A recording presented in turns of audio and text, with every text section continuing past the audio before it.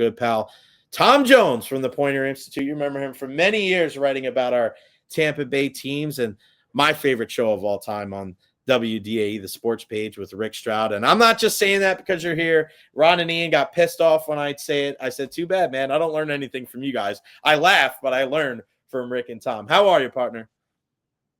Oh, you're muted. Can't hear you. Uh-oh. Out. Nope, you're muted again. Nope. I think you got the headphones. You got to change the input on your headphones, maybe. Tom, we'll see what his computer prowess is. You could just take the headphones off. Maybe that's probably the best thing. And just unplug them. No audio. Dang. All right, let's see if I can. We got you. Wes, I'm sorry. I'm an old guy. I'm a boomer, man. How are you, buddy? It's good to talk to you. You know, I was talking to Stroud yesterday. We just figured out, Steve Versnick and I talking to Stroud, and it was 9 years ago, like in next week or the next 2 weeks, that we get called into the office. We thought we were getting made. We thought we were Tommy in Goodfellas, and we walked in, and boom, back of the head. Oh, no. And we went down. Johnny Fever. We called him Johnny Fever. Travis, was that his name? His guy's name was Travis. Yeah. So he gave us the bad news, and that was 9 years. Hard to believe it was 9 years ago, man. So I know, man. It's been coming close to a year for me not being at DAE any longer. But hey, man, they say you've never really been in the radio industry until you get let go at least once. So that's the way I look at it. You're doing great now, though, man. The podcast is great. Thanks for having me on. I really appreciate it. So thanks, man. And I was talking about you the other day on the show about one of the conversations we had a couple of years ago, and you really enforced into me of like, your opinion counts, your opinion matters. And, I gave everybody the context of the whole Deshaun Watson thing, and you telling me like, you're one of the opinions that matter in this town. And I tell you, like, I've taken that to heart so much the last couple of years of really being not opinionated in a way where there's a negative connotation associated with it, but just understanding the platform that I have and not just speaking out of my ass and just being researched and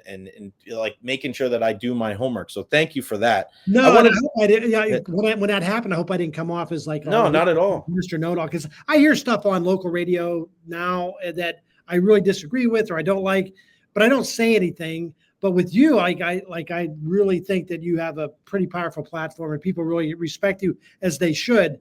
And so it was important for me to have that conversation with you because I knew you would take it well. And like I said, I don't ever want to come off as a know-it-all because no, not at all. There's enough people at times like, shut up, Jones. No, not at all. And I think it's important. And I wanted to get your opinion. I know was going to think about this, but the whole AP voter thing from a couple of weeks ago where the young lady, she goes on and she goes, well, yeah, it'll kind of figure itself out anyway. And I immediately think about, the conversation you and I had, and it's like, I've talked to Talkin, I've talked to you, I've talked to all these different guys, and how important it. Our good buddy Eric Aronson is like, these guys and gals across the country that have these votes, whether it's AP or whether that's the end of the season awards, they stress over it, and they're like, we want to get this right. We want to make sure that we research and know that we're putting the right 4, 5, 6, whatever guys on the ballot. And then when somebody's just so flippant about it, it's like, I had a really strong opinion. I heard what you said about that. I had a really strong opinion about that. I think first off, I think she clearly mistook who won that game. She clearly got lost in either her research, and I can understand it because she was covering a game that day. When I used to cover games, you cover Bucs games, Jay, you go to games, like you lose track of the rest of the country. So she may not have seen who won the floor, or when she wrote it down, she just misinterpreted it. I think her answer was one of, she didn't want to admit, again, this is total conjecture on my part. She did not want to admit that she got the game wrong. And so she said, hey, it works itself out. I actually was kind of sympathetic to her, to be honest. I don't know her. I never met her. And I kind of felt like this idea of like, take her vote away. Not that you said that. Other people like, yeah, take her vote away. I thought that was over the top. Like, I just thought that she screwed it up. She didn't want to admit she screwed up. She probably should have, if that's what happened. But at the end of the day, I just felt like she probably felt like, boy, if I admit that, I'm going to get killed. I think there was some sexism involved. Not from you. No, I thought your comments were fair. But I think there are enough people out there who like don't realize what goes into this job sometimes. And I just think she was afraid, like, I don't want to admit it because people are going to jump on me. Well, how did you not know who won that game? So anyway. Yeah, easy for us in the Southeast to be like, how do you not know? Because all eyes were tuned in. Yeah, that was the biggest game in USF in the last 10 years or whatever. Yeah, no doubt about it. All right, let's start with the Rays there. I wanted to get your opinion on Stu Sternberg, and we know that John Romanos wrote a real in-depth report on his relationship with the employees, and we know how close to him and Talkin. And you've covered the Rays for many years. You've been there, and you've been in those seats. And just for me, Tom, I look at it, and I don't think you can argue some of the successes that they've had. And from being from where you're from and from where I'm from, like I want there to be a little bit less of a, little engine that could mentality with the Rays. Like, you're going up there and you're fighting with the big boys. I know the salary cap is what it is, and you're never going to spend $200 million, but like, I don't want to feel like it's just weird for me. I want the Rays to feel like, I want people to be proud to be Rays fans, right? I don't want it to be like an excuse and everything's with the caveat. Like, there's always gotten to be excuse why things don't get done. Like, go out there, man. Just be proud. Be proud of your shortcomings, man. Who cares? You got a scar on your face like Guy Boucher. Who gives a crap, man? Go out there and model the damn thing. But now the term is over. The tenure is over from Stu Sternberg, and now we're looking forward. What do you make of his tenure with the Tampa Bay Rays, and what do you think their mindset should be going forward in 2026 and beyond? No, you make some great points there, Jay. I'm a big Stu guy. I like Stu. I like what he's done here. And I think for those of us who've lived in this community who are old enough to remember just what an absolute dumpster fire this organization was before Stu came along. Look, all the credit in the world to Vince Namoli and that group that brought baseball here. Baseball wouldn't be here without those guys. But this train, it was a train wreck before Stu showed up. Since he's been here, you probably have the numbers. You've probably recited them before, Jay, that especially since 2008, they've had the third or fourth most victories in Major League Baseball over that time. They've made the playoffs a bunch of times. They've been in the World Series race. I get it. They haven't won a World Series, and that's a big deal. You would hope at some point you win a World Series. But I look back, and this organization is in way better shape now than when Stu Sternberg bought the team, and they've been competitive. And I think that's what you want as a fan or somebody who follows this team. Give me more good nights than bad. And I think overwhelmingly that's what Stu Sternberg has done. I think they've done the right thing. They brought in Joe Madden. They've hired really smart people like Andrew Friedman and Matt Silverman and Brian Auld. Those people run the business aspect. Clearly, the one thing that hasn't been done is a stadium has not been built. Still not going to be built. I don't know when that'll get done, if ever it'll get done. You make a good point, though, Jay, and I think it's fair. I think there are times where I would like to know, okay, could you really not afford to go out and spend a little more on payroll? Are you really that strapped? Or are you making a lot of money and you just didn't use it that way? I have no problem with owners making money. Everybody's in business to make money.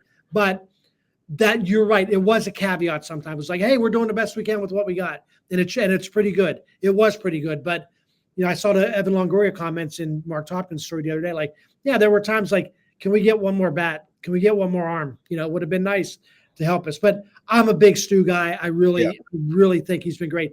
New ownership, let's wait and see. Jay, they all say the right things when they get in the beginning, right? No, we're committed to this area. And I'm sure any team that's ever moved, the owner, when he came in, said, we're committed to this area. Now, I'm not suggesting they're going to be on their way out of here, but I don't know. Until I see shovels in the ground, Jay, I'm not convinced they're staying here. I don't know where that shovel will be. Likely Hillsborough, which is fine. But I tell you another thing, Jay, and I don't know how you feel about it. I noticed it this summer. I went to a handful of games. The people did a great job getting that stadium as major league ready as you can.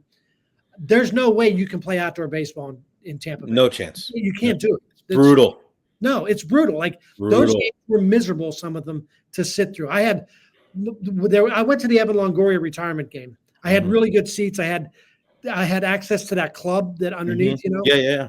I mean, it literally was like watching inning here, watching inning at the club, watching inning on the field, watching it. And that's the only way I got through that day because it was so hot. There's just no way that we can – I just don't think we can do it without an indoor stadium, don't you think? No, I'm 100% in agreement with you. And one thing I love talking about you, Tom, is being a columnist. Like you look at, a lot of people are here. You're here coming at it from a different thing.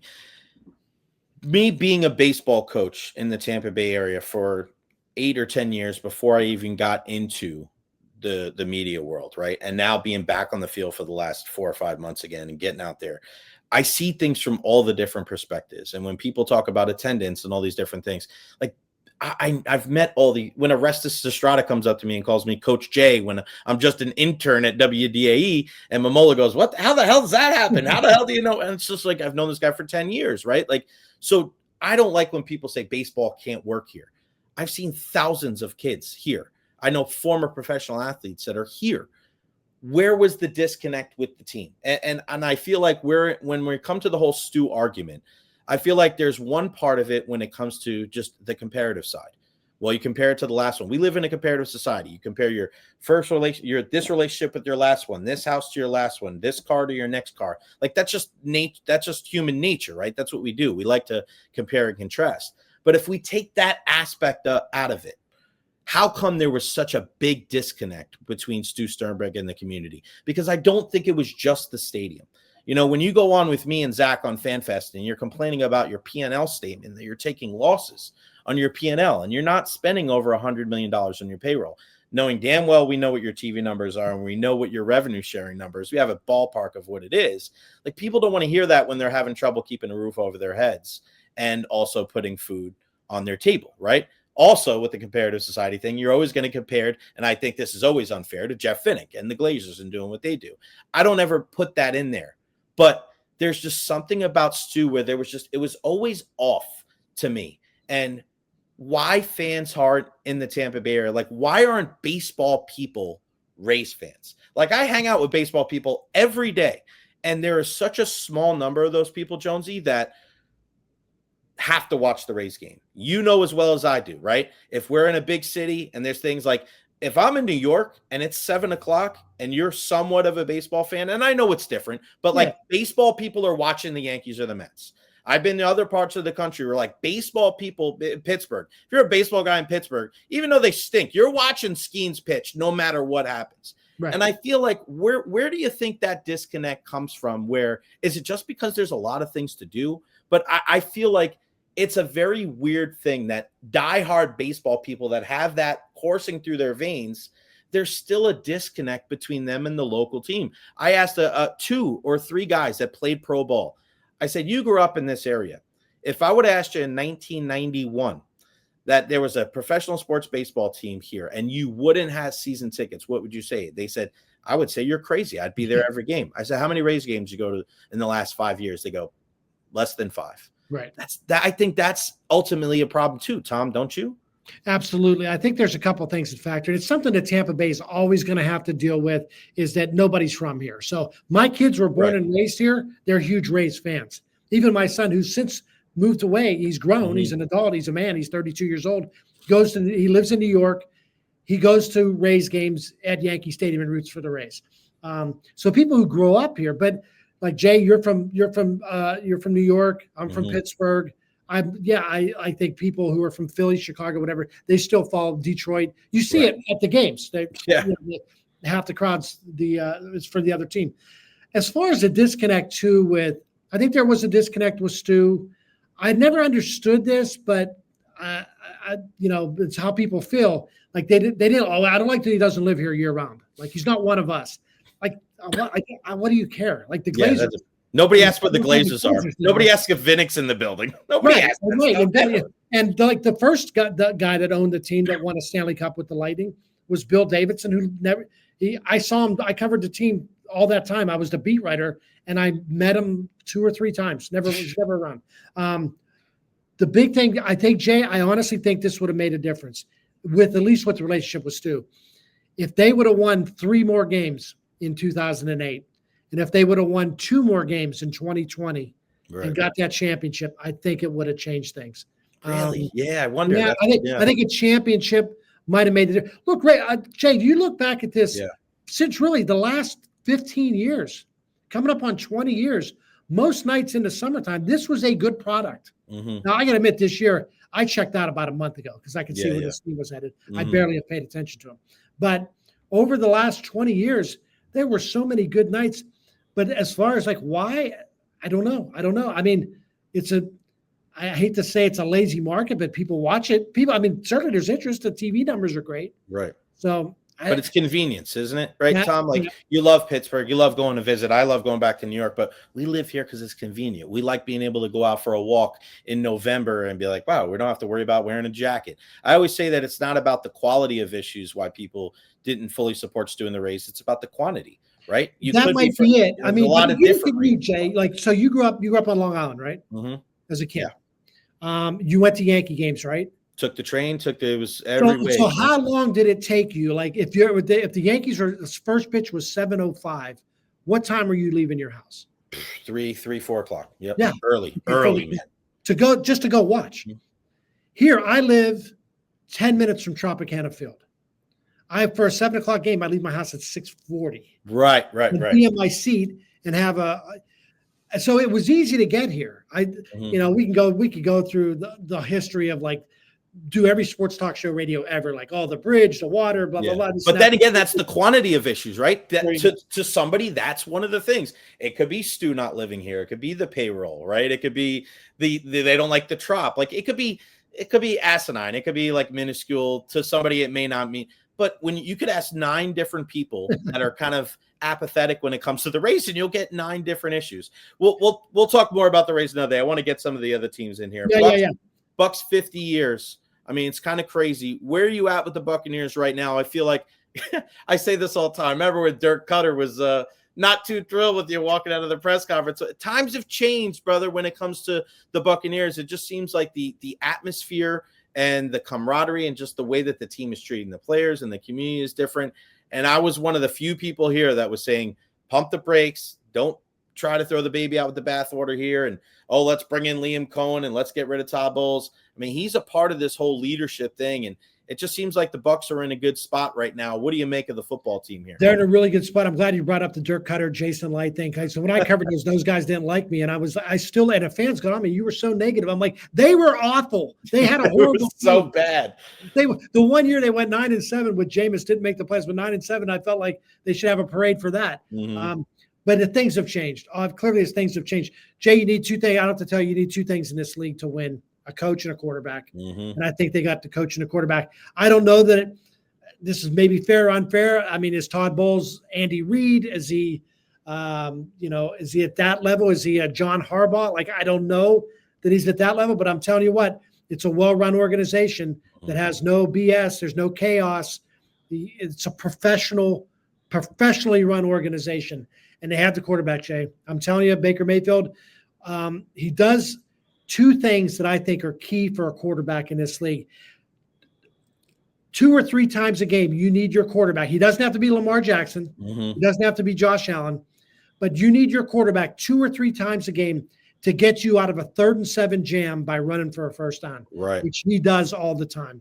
And then the other thing is you need your quarterback to play big in the 4th quarter in games that are tight. Mm-hmm. And that guy might not be anybody better. He sometimes he'll be an average quarterback for 3 quarters. He'll have a couple of drives in the middle of the game where you're like, who was he throwing that ball to? But when the chips are down, like that game the other day against the Jets, Jay, the Jets had no business being in that game. And I don't know how it got away from them, but it did. And next thing you know, they blocked that the field goal, take it back for a touchdown. And we all were thinking what Todd Bowles said he said on the side. Yeah. Blanking me right now. And that should have been a gut punch. And under a lot of teams, that game would have been over. They would have packed it in. But I actually thought, you know what? There's still a ton of time left here.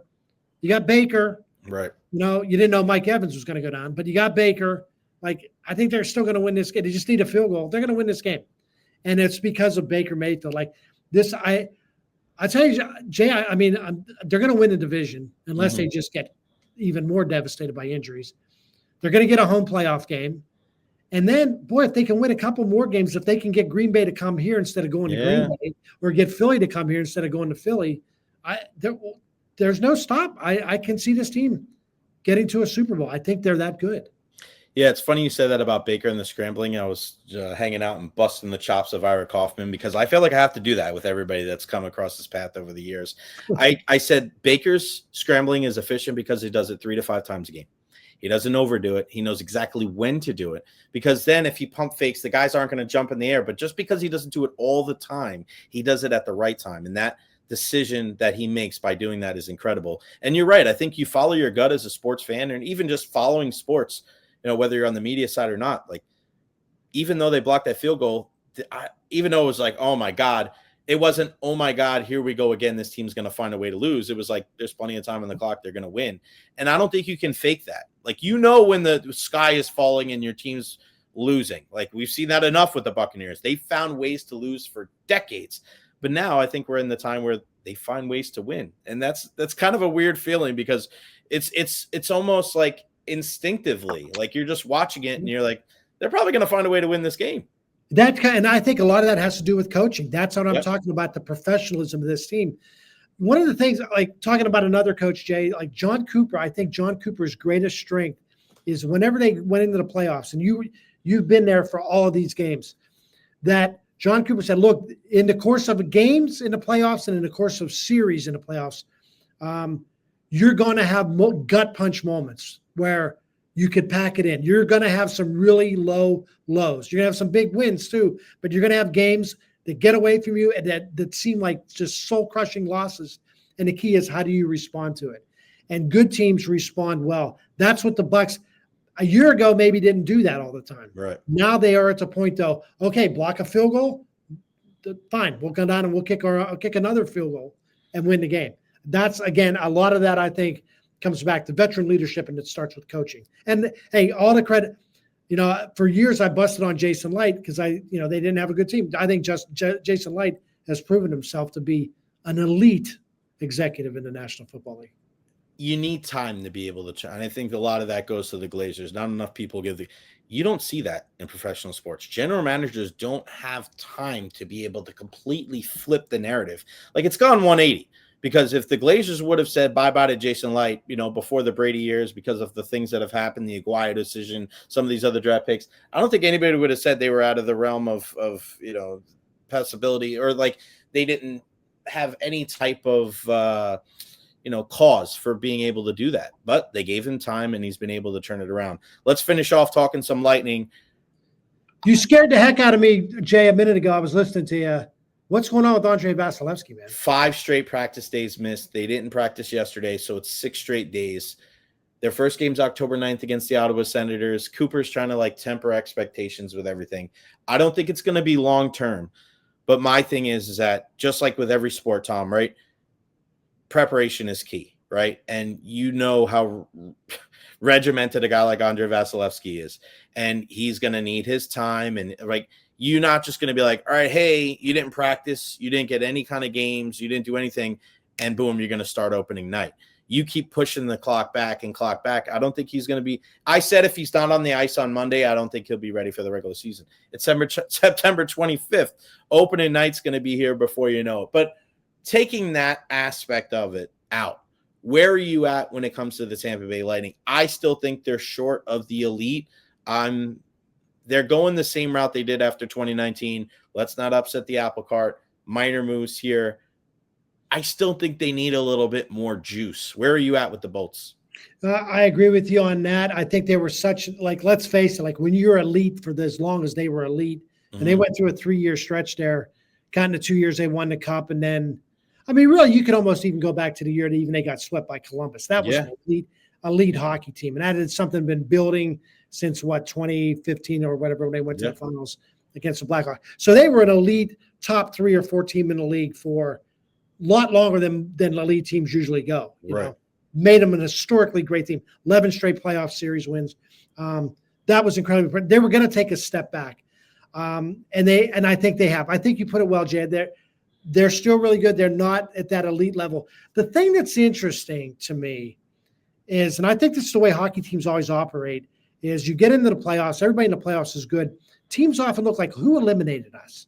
How did we get eliminated? And so you look back last year and say, okay, if we'd have gotten anybody but Florida in the first round, would we have gotten another round or two? We ran into the one team that we didn't match up well against, and that team went on to win the Stanley Cup for the second year in a row.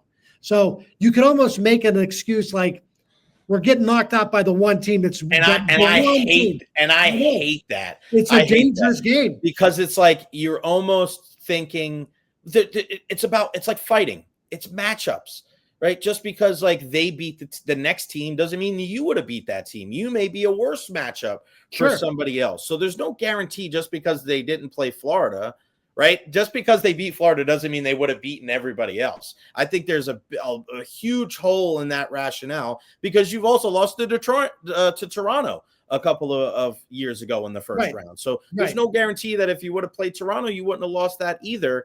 And okay, well, that's fine if that's what you're not you, but if that's what your rationale is, shit, you got to beat everybody to be the Cup anyway. And when you've already set the bar that high, to me, it's cup or bust for the Lightning with this crew that they have. It's always dangerous when you try to prepare to beat one team. Like you're starting to see that with, I think the Ravens are starting to put their roster together, like to beat Kansas City and to beat Buffalo. And then all of a sudden you're like, now we're having trouble with Detroit or whatever. So that's the way the Lightning, I think they clearly the moves they made last year was like all in an effort. We need to beat the Florida Panthers in the playoffs. Then they had some injuries that went wrong and everything. But I'm with you on this, Jay. The other thing, this is going to sound like a really backward, like this is going to sound like an insult, and it's not meant to be.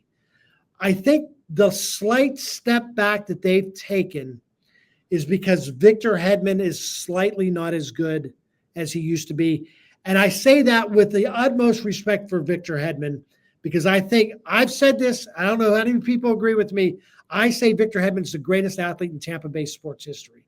I really believe that. I like that. He is the reason why they got knocked out of the playoffs by Columbus because he had a concussion and missed half of that series. And he is the reason they won Stanley Cups. But you can't play at that elite level forever. Now, look, I'm not sitting here. He's still like, where would you rank him like defenseman in the league? Still top 10, right? Well, no, that's the point. And I brought this up the other day. You're not alone. For many years, he was 1 or 2 or 3. Now he's 5 to 7. That's where he's at. And that's certainly not the thing. It's not a shade at all. But like, and I'm not blaming him like, oh, it's Victor Hedman's fault they're not winning. I don't mean it like that. No, but they haven't made. That's the one. Other than goaltending, which you can say about every team in the league. Like I've always said, like he's the one guy you can't afford to lose. Like I'd rather lose. I hate to, Kucherov, who's the top 5 player in the league probably. I'd almost rather play a month without Kucherov than a month without Hedman, even now. But you're right, Jay. I feel like the window is still open, but it's closing, and I'm not sure they're ever going to get back to that elite level. And then I'm curious what happens after that. Like the thing I really respected, and Julian Brisebois did it. It was hard to do, Jay. He walked away from Steven Stamkos because it's something that the Chicago Blackhawks should have done years ago with Kane and Taves, and they didn't do it. And Duncan Keith. It's something the Penguins should have done long ago with the whole Crosby, Malkin, Letang, and they didn't make the move. And now where are they? Brisebois has sort of made a tough decision, brought in Jake Getzel, which was, let's be honest, it was an upgrade over Steven Stamkos. So he's willing to make some moves to keep it going. But I mean, you got to do it while Kucherov and Hedman are still elite. Yes, and Point and some of these other guys. Yeah, Braden Point, sure, and Anthony Cirelli and so on. Yeah. Tom Jones, Pointer Institute. This won't be the last time we catch up and talk, my friend. This has been a ton of fun. And John Momola even stopped in. Long live the sports stage. You got that right. Well, where can everybody find you and all keep in contact? Go to Pointer, POINTER.org. My stuff's up there. I have a newsletter that you can subscribe to. And I also have a podcast, the Pointer Report podcast. My latest guest was Chuck Todd, former moderator of Meet the Press. So that comes out every other Wednesday. You find it on YouTube or wherever you get your podcasts. Beautiful. Tom, I appreciate the time, man. Give my love to the fam. We'll talk to you again soon, buddy. Thanks for having me, Jay. Keep up the good fight, brother. Thank you, my man. The one and only Tom Jones.